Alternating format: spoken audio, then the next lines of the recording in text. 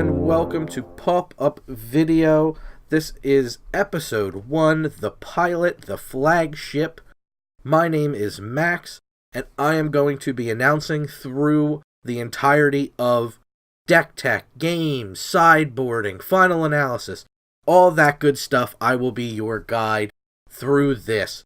And this is a video series from Superliminal Games, also Superliminal Films. You can find us all over the internet. What I am going to do is I'm going to go ahead and I'm going to walk us through Izzet Delver versus Burn. Now, we're going to look at things from the Izzet Delver side of the match, and we're going to go ahead and we're going to get into a deck tech and go over what the general plan of the deck is.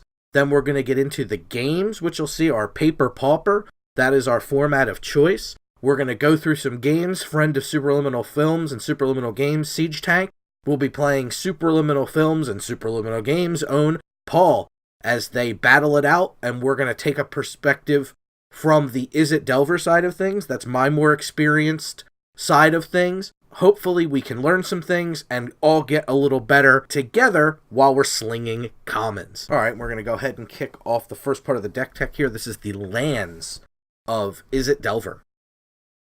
What we have here is a very, very consistent mana base. We're not all over the place with bounce lands. We're not all over the place with cycling lands. We have some shuffling lands, and we have the spot we're going to go ahead and highlight first is the snow-covered lands. Now, this is what makes the deck one of the more expensive decks in the format, is because it plays snow-covered basic lands. The reason it does that is because it really wants to take advantage of the single red instant Skred. And what Skred does is it deals damage to a creature equal to the number of lands the player who casts Skred controls that are snow-covered. So that's very important to the deck, because what the deck wants to do is have cheap, very cheap interaction for the opposing decks, and that allows them to do that with Skred.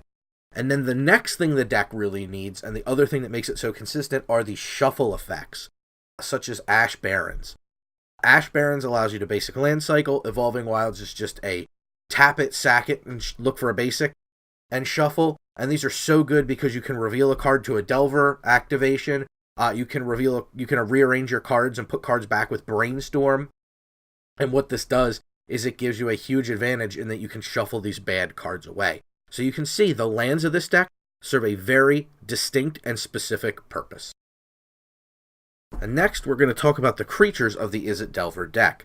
So there are two main things that the creatures of this deck are trying to do. They are trying to quickly and efficiently beat your life total down, and they are also working as a group to be spells in and of themselves. So talking about the beatdowns, the premier beatdown card is the namesake of the deck, Delver of Secrets. What Delver of Secrets does so well is he comes down on turn 1 potentially, and then turn 2 flips over into a 3/2 flyer and starts beating your life total down. So you have to do something to protect yourself, or the Delver's just going to kill you very quickly, especially in tandem with the other cheap creatures. Now, what these cheap creatures are going to do are they're all going to work together as one big unit.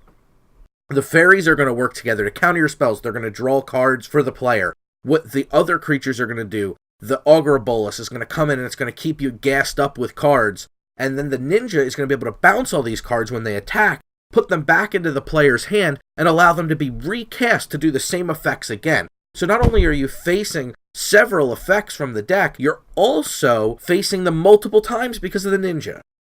And the last section we have is the spells of Izzet Delver. Now, certainly not least, though coming in last, we're talking about the spells, and right now I want to start by talking about the cantrip style effects of this particular deck. They are what ties the whole room together. They are the whole engine behind this machine.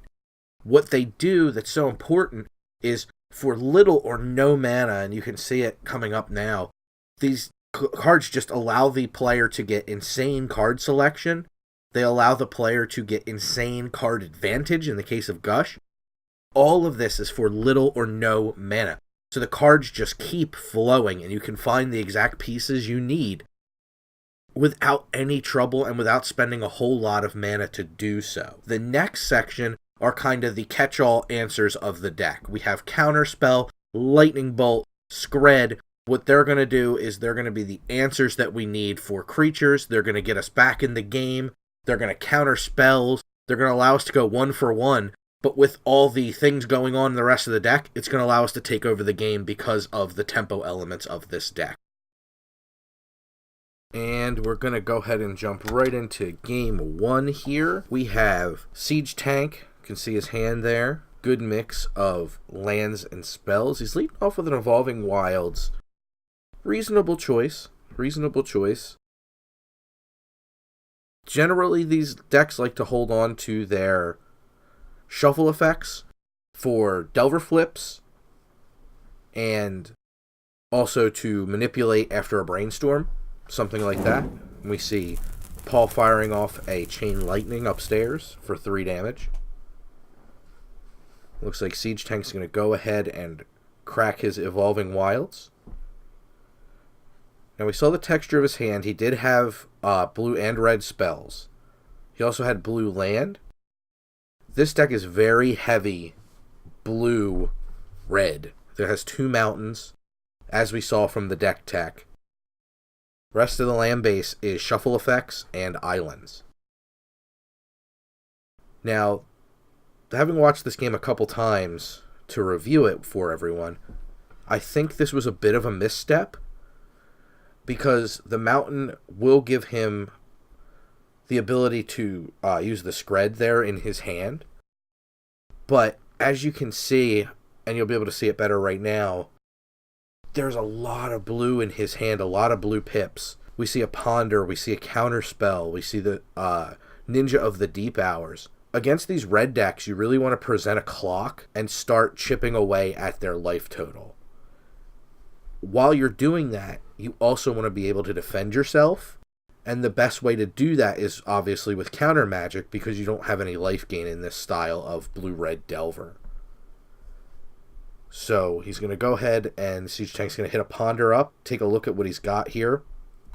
He's got the clock, which is a Delver. He's got a Ponder to make the Delver flip, and he's got a snow-covered island. So he's going to arrange it so he draws the Delver off the Ponder, hits the snow-covered island off his draw step, and then the next turn, upkeep, he'll be able to reveal the Ponder and guarantee flip the Delver. So the problem is, now because he's gotten that red source, now he's unable to play the Delver and hold up a counter spell, because the deck does run actual factual counter spell. And the big problem is, if he plays the Delver, he has a good chance of being run out of town by a removal spell on the Delver.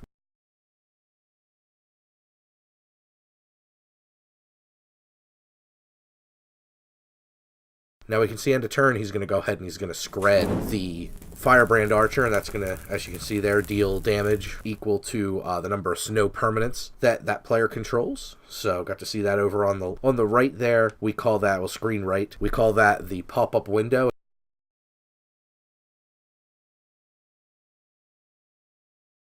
Delver Secret's making his way onto the screen, and now we have the same inherent problem. So he's presented a threat, but he has no way to defend the threat. So Paul has a couple options here. He can continue to go for the Burning of the Face, or he can switch gears, get rid of the Delver. It looks like he's pretty flush with options here. So it looks like he's considering casting. I mean, it's hard to read Paul. Paul is not your average Magic player, but it looks like he has a couple Chain Lightnings up towards the front of his hand, which is great because Siege Tank doesn't have 2 red to copy the Chain Lightning.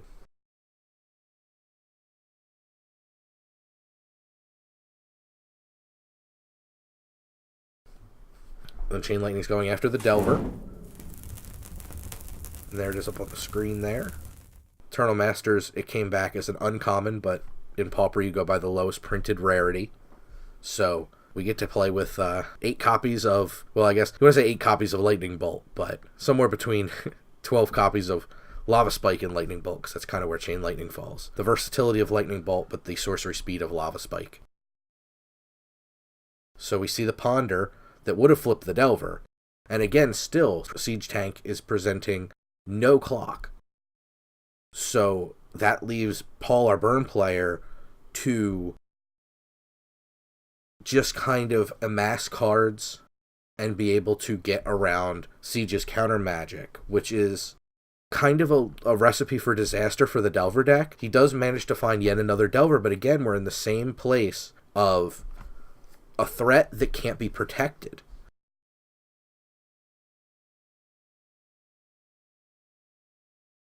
And you can see now he's respecting how easily his Delver was removed last turn. I don't know if throwing it down there was better to just soak up yet another burn spell and take it off of his face and hope to run Paul out of resources. But he's definitely taken the line to try to preserve what board state he can amass. So he's going to take 3 to his dome here, even though he could have countered with a counter spell, and goes down to 14. And now we have a Needle Drop coming in. That's going to deal 1 damage and draw a card, as we can see in the pop-up window. Next, we have another Needle Drop. And again, going to deal 1 damage and draw a card. It's a scary spell because it does the least damage in the deck, but the fact it gets to kind of gas the burn deck back up, if you will, makes it a pretty potent threat. So Siege Tank is going to take a look at his draw of the Evolving Wilds he knew was coming off of his Ponder. But now he's to a point where he can actually Delver and still be able to protect it with counter magic, which is very attractive, and it's kind of exactly where you want to be. Unfortunately, that early turn Evolving Wilds for Mountain really coming back to haunt him through this whole game. And you can see, Pauper isn't quite like a lot of other constructed formats where these micro decisions matter so much. There's no rares, there's no dual lands, there's no fetches, there's no shocks. You can't just make your mana quote-unquote perfect in Pauper. There's a big cost to playing multiple lands, and multiple colors, rather, in Pauper. And that is, and Paul's going to go ahead and cycle a Forgotten Cave here. We can see that in the pop-up window. Onslaught Classic. And his looks like it's from a dual deck or a versus, or a commander product. You can see there's multiple mismatched arts. That's my fault. It's my burn deck. We're seeing how one decision. This was Siege's first turn land. This was the decision. What land do I play turn 1? Has dictated the entire pace of this match so far, of this game. Only game 1. But now finally he's going to have a chance to leave the Delver on the board, but where he's down by 11 life. His Delver is going to flip and at least present a decent clock, as it's going to transform into Insectile Aberration. How's a 1-mana 3/2 flyer sound to you? Sounds pretty good to me. So we have the Insectile Aberration on the board, and it looks like he's going to simply pass turn. Nope. Okay. He's going to go ahead and combat. That would have been weird to not combat, so I was a little worried for a moment. So we're going to get 3 damage in, or is looks like he's considering ninjutsuing the Ninja of the Deep Hours in. So, not a bad choice. It gives him some gas, because he's going to need cards to fight over these last few burn spells in Paul's hand, potentially. Yeah, we can see now he's really looking hard at that Ninja of the Deep Hours, which is a completely reasonable choice. It's a very strong card. You're trading off 1 damage for a card, which seems like a very good place to be.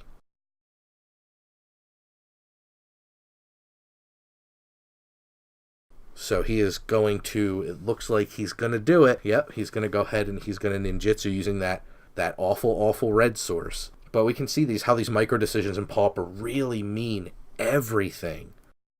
And you can see the Ninja of the Deep Hours in the pop-up window there.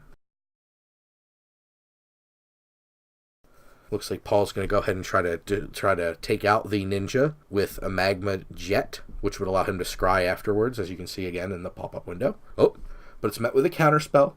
That's going to go ahead and counter that Magma Jet, and 2 damage coming across. We can see that animation on Paul's life total. So, unfortunately, Siege Tank's tapped out, but he does get the draw after damage trigger. Very nice. And unfortunately, tapped out, not really where you want to be. Some of these decks, these Delver decks, do run days, but we know from the deck tech that this particular build is the more standard stock list, and it does not run any copies of Daze. That is definitely more of a mono blue Delver thing to do, but some Izzet lists will stretch for Daze in the main. So we can see Rift Bolt's coming, and it's going to go right to Siege Tank's Dome.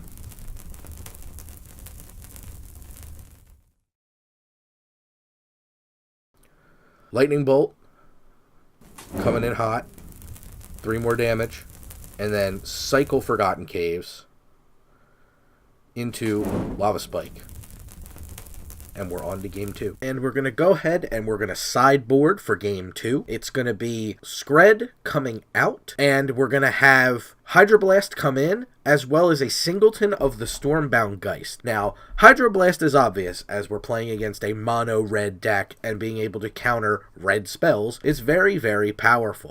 Stormbound Geist is a good little piece to bring in, because it can absorb damage, and it can keep coming at the player, so it presents a clock that basically can't be dealt with by the burn spell. They're throwing the spell away for half a card because of Stormbound's Undying. So it can give a little bit more flexibility in the options, and getting down a clock, as we saw in game 1, is pivotal. So let's see how Siege Tank does in game 2 with this new configuration. Alright, and we're right back into it. Game 2 time. Got 2 islands, lots of blue spells, got in sideboarded Hydroblast action, we got Preordain, we got Delver, we got Spellstutter Sprite, we got Fairy Miscreant, we got a lot of stuff going on.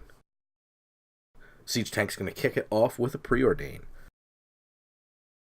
Not sure if I would go for a Preordain. I mean, a good thread of spells is really nice. A good swath in your hand, some flexibility and options is really nice. Second Spellstutter Sprite, always a welcome sight. They get better and better. And in this burn match, they are particularly potent because, again, you're putting down a clock, be it a very slow clock, but you're getting your beats on, you're actually chipping away at the burn player's life total while you are countering spells, which is oh so important. Especially because with the Ninja of the Deep Hours, we can bounce our Spellstutter Sprites and recast them. So we can counter multiple spells with one Spellstutter Sprite, and especially out of the burn deck, where we're so many 1 and 2 converted mana cost spells, it's not hard for a couple Spellstutter Sprites to really take over the board state. So we get another island, and at this point we have a couple choices here. We can see Augur of Bolas, Hydroblast plus Delver protection. It's really good. This is exactly the situation that Siege Tank was looking to get into last game, which was a good clock with backup. But he's going to go ahead in the face of a Rift Bolt, which you almost certainly have to counter right away with the Hydroblast. He is going to go ahead and instead Augur of Bolas. And it looks like he hits the typical Augur of Bolas, which we say quietly look at the bottom 3 cards of your library. Even a spell-dense deck like this can hit that glut of lands and non-creature or non-instant sorcery spells. Riftbolt going upstairs, Paul not bothering to deal with the 1/3 Augur, which is reasonable. It's a pretty anemic threat. The only thing that makes it really scary is Ninja of the Deep Hours. Now we're getting a Needle Drop. 1 damage plus a card is a really good rate, even out of these burn decks where they want to be dealing a little bit more damage. The additional card is just so good. 3 more damage off everyone's favorite arcane spell, Lava Spike. Now we pass it on back to the Siege Tank, who picks up Delver number 2. And we have a good mix of spells and threats here. I really like the texture of this hand, especially in comparison to the last game. He can put down a clock, he can protect it, he can protect his life total. The Hydroblast has the flexibility of destroying a creature if he needs to. If he decides he's going to let it resolve to see what to counter and no follow-up threats are presented, he can destroy a creature with it. And we get in for 1 damage here. And the follow-up looks like it's going to, in fact, be a Delver. I'd be surprised if it was another Delver. I think it's probably just going to be Hold Up Hydroblast here. And that is a more conservative line, but if they're playing, or if they're being your opponent, if you're on Delver and you are playing an opponent who brings in, or has red sources, they're almost certainly bringing in Electrickery to fight you.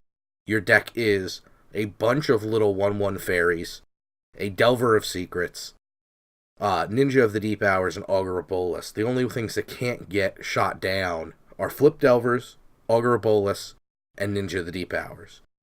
Not very many of the cards aren't vulnerable to Electrickery, so throwing out 2 Delvers and allowing the burn player to 2-for-1 you is a super bad idea. So I entirely support the playing of the Delver plus holding up a mana. And you can even see the Electrickery in Paul's hand now. Really, really in the tank onto whether to go after the Delver or to take a more dense burn spell and go after Siege Tank's face. And that's honestly a conundrum as old as Bolt the Bird, which is what burn players versus aggro players versus mana green ramp players would say all the time. Paul elects to Chain Lightning upstairs, and it looks like he is going to follow it up with a Needle Drop. And Siege Tank giving this one some pause, because while it is the least damage in the deck, the ability to replace itself is so strong. Like, it cannot be overstated how strong that particular ability is. And Hydroblast, wham! See it in the pop-up window, doing some work against that Needle Drop. Get another Forgotten Cave coming down this game. Followed up the 2 we saw last game. And Paul's going to go ahead and pass it over as he is now out of land. And the always exciting will the Delver flip question about to get answered for us. Answered no. So that's scary. And you see even Paul giving a thumbs up there.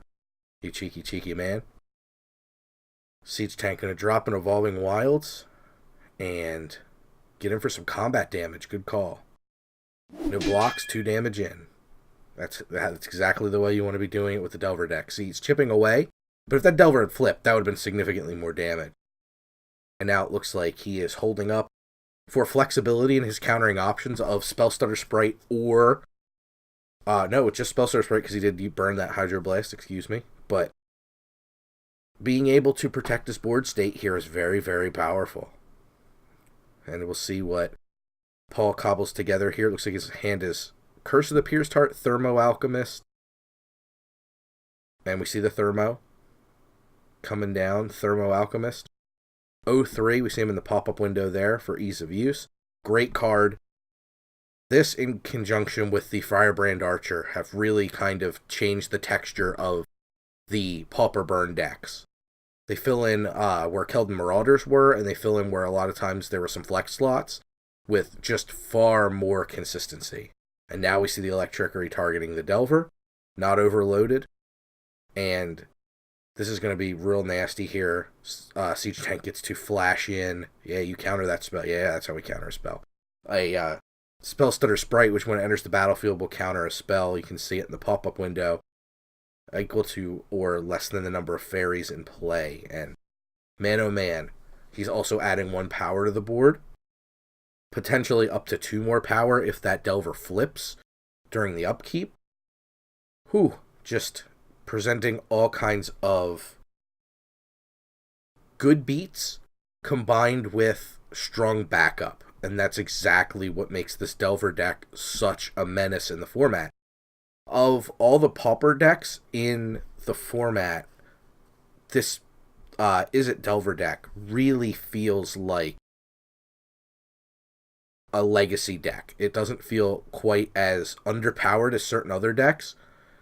This and Elves tend to feel like more stock legacy builds because you're doing some really degenerate and very powerful things. Where Burn, again, isn't also a legacy deck. Like, you can see a lot of overlap here, but some of these builds just feel very, very powerful. And once again, no flip on that Delver, and another thumbs up from Paul, keeping it consistent. So, what do we got next? Looks like another Spellstutter Sprite in hand. Plenty of mana to use it. And getting in for potential 3, but I have a feeling the Thermo Alchemist will block a ground critter. And it in fact blocks the Delver. And Paul's going to take 2. Down to 15. Not bad, not bad. All the meanwhile, 4 available mana for our Delver player, and we can see just at the bottom of the screen there, because Siege Tank wasn't holding his hand in the right place. A good mix of threats and backup for it. Adding a second fairy to the board if he flashes in that remaining Spell Stutter Sprite will be 3 total fairies on the board, which could counter up to a fully hard-cast Rift Bolt, which is one of the most expensive spells in the deck. The most expensive spell is Fire Blast. That costs 6, or sacrificing 2 mountains. That is by far the most expensive. And now we're getting into some heavy Thermo Alchemist damage. Tapping to deal a damage. Needle Drop coming down. And again, Siege Tank presented with, do I counter it? Do I let it resolve and let Paul potentially gas up for another card? But either way, upon casting, that Thermo Alchemist is going to untap. Siege Tank electing to take a damage. Paul drawing into a Rift Bolt, which I mentioned previously. So his hand currently Chain Lightning, Rift Bolt, and Curse of the Pierced Heart. There's a lot of damage in 3 cards, I can tell you that much. So we get another ping off the Thermo Alchemist. We see the instant or sorceries coming in. Lightning Bolt. Sorry, it was not a Chain Lightning, it was a Lightning Bolt. Is going to untap that Thermo Alchemist, which drops Siege Tank down to 7. Very serious at this point. Life total is getting quite low. 3 damage is a pretty hefty chunk to take. Even if both of his Delvers flip, he's not presenting lethal damage. So he really needs to consider preserving his life total. If it were me, I would likely counter this Lightning Bolt here. It's one of the strongest cards out of the burn deck. What else are you using that Spell Stutter Sprite for? Sounds like he heard me. He's going to not immediately move that off camera, but then move that Spell Stutter Sprite off camera. So don't forget there it is, ladies and gentlemen, in fact over there. But it's just hiding off the camera. So let's see. Delver mercifully has flipped. Put the Ponder in the middle of the table so we can all see that that is in fact what is responsible for these Delver flips. And more Insectile Aberrations inbound. Again, 3-2 flying. Can't beat that rate. Yeah, it's showing off that Ponder. And now we're getting in a big old swing. There's that missing Spell Stutter Sprite. Got a couple. Whoop. Yeah, I don't like to put my transform cards back in the sleeves, lest I forget to untransform them. So I do the same thing that Siege is doing here. What a beating there. 9 damage. Would have been 10 without that block from the Thermo Alchemist. Literally blocking the only creature is capable of blocking, because one of the other things that's so good about this deck is the creature's level of evasion. Pretty much everything in this deck flies. It makes it really hard to stop Ninja of the Deep Hours, because you can't declare blockers against a flyer if you don't have a flying blocker.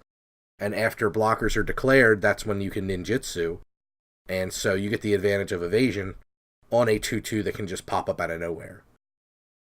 And it looks like he did Ponder. We didn't get a chance to see it, unfortunately, because of the way the cards were held. But rest assured, the Ponder was used, and there's 1 card in Siege Tank's hand. We got Thermo getting tapped, and then getting untapped as the Rift Bolt is cast. Ooh, big one. Hydroblast. Great find off that Ponder. And goes right for that source of 3 damage.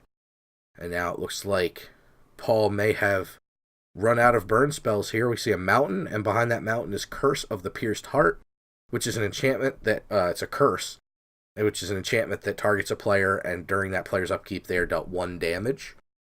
It's either during your upkeep or their upkeep. One of the two, but either way, it is not a spell hasty enough to deal the damage required to take out Siege Tank, who is presenting another swing for 10 on his next turn.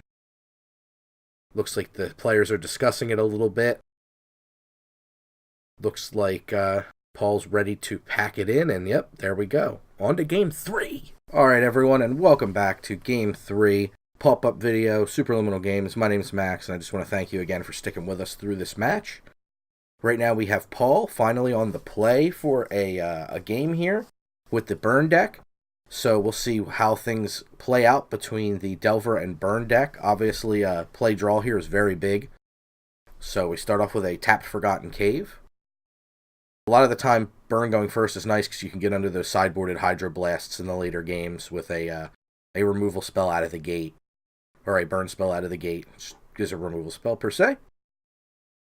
So Siege Tank got quite a hand, a good mix of cantrips, threats, and land. So it looks like he's going to play out a land and a Fairy Miscreant. Miscreant, 1/1 for 1, but if another buddy comes in while there's another one on the battlefield, you get to draw a card. So a little bit of free action if they team up, which is nice. Paul going to deploy one of the premier threats out of the burn deck, and I alluded to this last game with the Thermo Alchemist, but Thermo Alchemist and Firebrand Archer have really changed the whole way this burn deck plays. I've played games against Tron where I've dealt as much as 35 points of damage with this particular build. And it can really go the distance where the old decks were struggling to get in those 21 points of damage. This deck can just go so far because of cards like Firebrand Archer, because of cards like Thermo Alchemist. It's very impressive.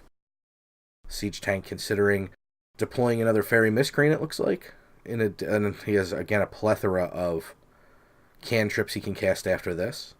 So we get that draw trigger I talked about before, and boom, big old Hydroblast off the draw. Huge draw step there. I wonder if he... Nope. As I said, I wondering if he was going to go for a cantrip and try to find himself another land, but decides to play it more conservatively and leave up a Hydroblast, which I can't fault him for. With a Firebrand Archer on the table, things can get hairy very fast out of the burn deck. And it looks like Paul's got another Firebrand pulled to the front of his hand, so he could try to be doubling up on action. That might be a slightly greedy line, instead of just starting to deploy burn threats, because the burn threats are cheaper, and he can start to suss out counter magic, and then if his first Firebrand gets dealt with, he has the second as backup. But he's going to go ahead and try to double dip here with a second Firebrand Archer. Siege Tank considering Hydroblasting this one, and it is a very strong consideration, because if he lets this land and Paul simply casts a burn spell, it's worth 2 for just casting it, even if it gets Hydroblasted at that point. Yeah, good call in the Hydro there. And a point of note, the Hydroblast can also just destroy a red permanent, so it could destroy the Firebrand on the board if need be. And we get a Chain Lightning to Siege's head. 3 points plus 1 from the Firebrand, 4 points of damage, dropping him down to 16. Which is no joke. So far there's been 1 burn spell deployed, and it has dealt 4 points of damage. So that's, another Hydroblast, big draw. So you can see how big of a game those Firebrands truly are. It might be worth considering Hydroblasting that Firebrand right now. He's going to go in for both. So he's either going to Hydroblast or he's going to deploy at least the Delver to deter an attack. Because that Firebrand Archer, unlike the Thermo Alchemist, is a 2/1 non-defender, can just attack no problem. Not that the Thermo is a defender, but it can attack no problem for 2. And if this deck can get in 2 free points of damage, on top of the X number of free points that it gets from casting instants and sorceries, it's a really big deal. There's no worse feeling out of playing against burn than when they get 2 free points in off of a Firebrand Archer attack, because that puts them so far ahead for 0 resources. And the burn deck is kind of a deck that it trades resources for life points. So being able to simply do this, that's 2 free damage that just got in. Siege not even considering an attack, or a block rather, which is a little alarming. Because a Delver is one of the premier cards in this Delver deck. But when burn deck's willing to trade you one of its key threats for another attacker, which you have, it seems like a good trade to me. And Siege going to flip his Delver into an Insectile Aberration here. Very nice. That's a nice clock, but there's so much out of the burn deck that could come back to bite him here. Let's see. Getting an attack for a full attack for 5. So what do we got? Second main, a cantrip. He's passing turn. He's passing turn here. This seems like a bit of a misstep. Lightning Bolt. So 1 damage off the Firebrand trigger just from casting the Lightning Bolt. And Siege Tank, considering he has a potential counter with the Spell Stutter Sprite, which seems very big, to be able to block an attack from that Firebrand Archer and evade 3 points of damage here. I would strongly consider that, but he takes the 3 damage to the face. What do we got next? 1 damage from the Firebrand because of Needle Drop. And again, we're considering which counter to use here. We've got the Spell Stutter and the Hydro. It should be Spell Stutter Sprite 100%, because Hydro still essentially taps him out here. So this should be a Spell Stutter Sprite. No question. Oh no, he's going to use the Hydro. This is a big misstep. That Spell Stutter Sprite can block. Oh, what is he doing? Oh, what's he doing? And another Needle Drop's going to land 2 more points of damage and give Paul a card. Oh, this is bad news bears for our Delver player. Oh, and he looks like he's going to go for a Fire Blast. Oh, Paul going for a Fire Blast worth 5 points of damage. 4 from the Fire Blast, 1 from the Firebrand Archer trigger. Oh no, it's going to put him to 2. It's going to put him to 2. Oh my god, and here's the attack. This is why the Spell Stutter Sprite was key here. Attack for 2. Game over. Win or burn. Well played, Paul. Alright, everybody, and that's the match. I want to do a quick little post-analysis, little wrap-up with everyone. If you have any thoughts, please share them below. If you agree, if you disagree, if you want to see more like this, if you want to see specific decks, let us know down below. That being said, Game 1, I feel like there was just so many burn spells out of the burn deck that even with that misstep of grabbing a red source too early out of the Delver deck, I feel like we really didn't have much of a shot against the burn deck for the most part. I think Siege Tank tried what he could, despite his little bit of a stumbling block early on, but I just think that the red deck had too many of its potent spells ready to go. Game 2 is exactly what you want to see out of an as a Delver deck. It is textbook. Creatures quickly, spells to back them up, taking over the game, and maintaining that advantage with 1-for-1 trades. I just think it was a very clean example of how this deck wants to be operating at all times.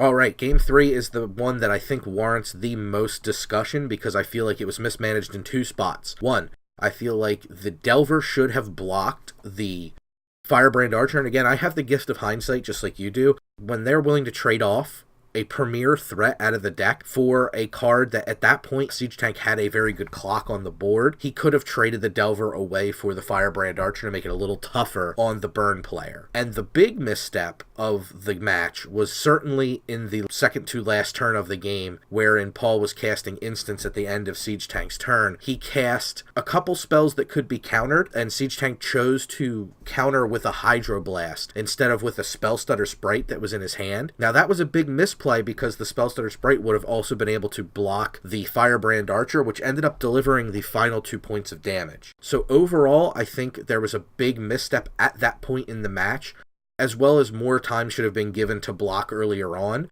But outside of that, I think the match was relatively well played. But I do think had either of those 2 things happened, Siege Tank could have maybe stabilized and tried to battle back into the game. But with what happened, I don't see much else in the way of misplays other than those 2, which I think are pretty glaring in Game 3. So, one last time, my name's Max. It's Superliminal Games, Paup-Up video. We want to be getting you regular Pauper content, so let us know down below. Do you like this? Do you want something different? Do you want to see a little tweak here or there? Do you not like this at all? Let us know down in the comments, and we really hope to see you next time. Until then, cast more spells.